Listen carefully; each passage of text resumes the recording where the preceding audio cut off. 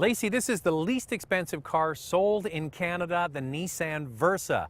It starts at just $11,798. Now, granted, it's got a manual transmission, roll-up windows, remember those? But the fact that you can get a brand new car, roll it off the lot with a full warranty, a full complement of airbags and stability control for under $12,000 is miraculous. Now, Zach, I don't think a lot of people will be buying the base Versa. I have a feeling that the volume seller will be what we have here, the middle trim SV, with the automatic transmission comes to about $15,600. The most expensive Versa is just over $16,000. Not only does the Versa have a lot of value, but it's also full of innovation.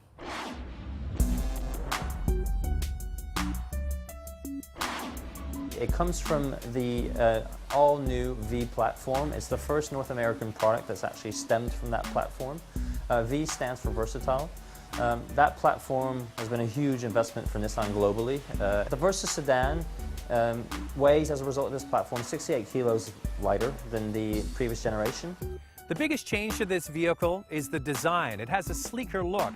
The dimensions, though, are roughly the same as the older model. It's about the same length and same width. What they did was they dropped the roofline, which gives it that sleek appearance. The eye gets tricked into thinking that the Versa is longer because the back of the car, the section behind the rear wheels, is disproportionate to the rest of the car, but it has a big advantage. And that advantage is a huge trunk. On the SV model, the rear seat splits and folds, so you get even more room for cargo. It's hard to believe that this is a subcompact car.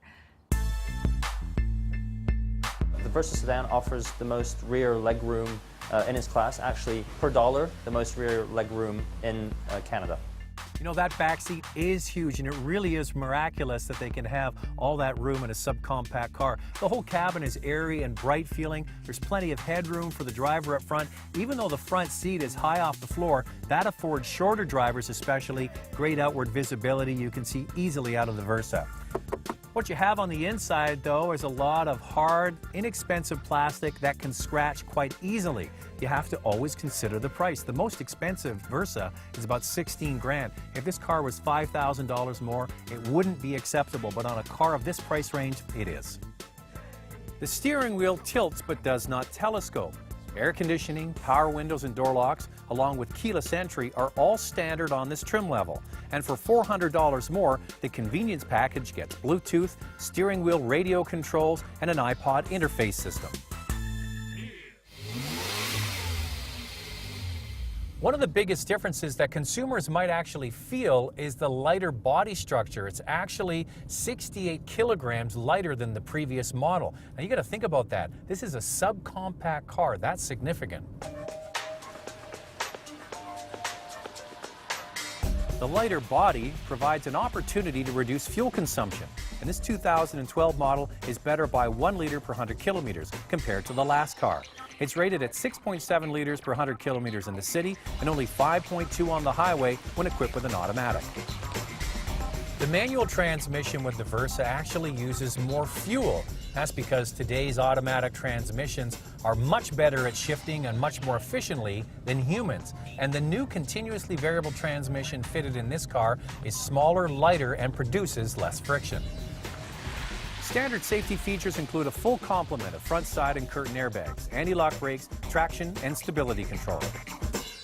The thing about this new Versa is it competes on price in the subcompact set, but it actually straddles two classes, subcompacts and also compacts. I think this car is probably even bigger than a Sentra was just 10 years ago. So you get a lot of features, especially with this middle trim, but you get it at a fantastic price, a subcompact price. What's under the hood isn't ultra powerful, but it doesn't need to be because of the lightweight body. The new 1.6-liter engine is lighter as well. It has 109 horsepower and 107 pound-feet of torque.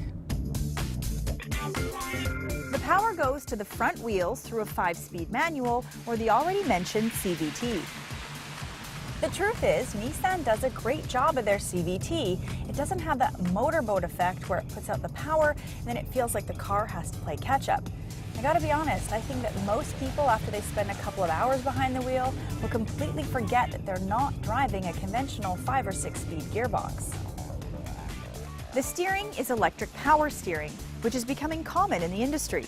This produces a light feel, which helps in city driving, but is still fairly precise. Not the case with other manufacturers.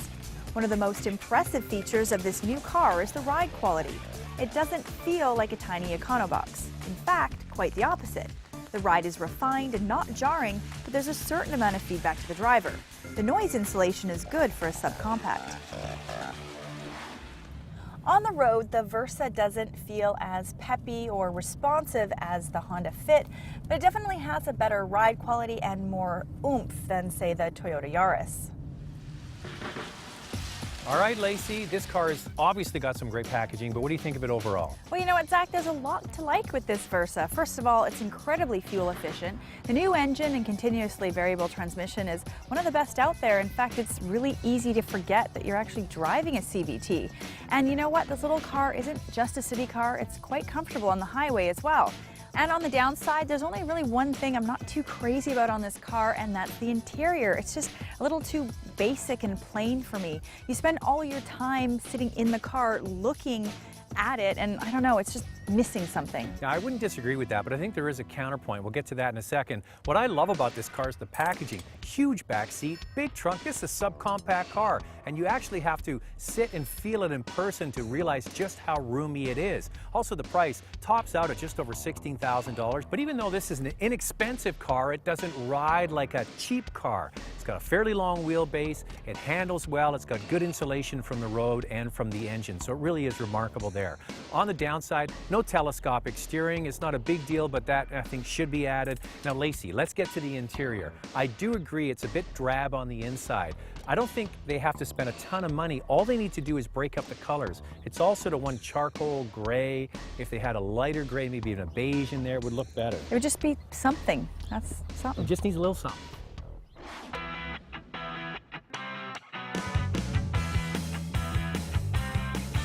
In the market for a small car? See all our reviews at drivingtelevision.com.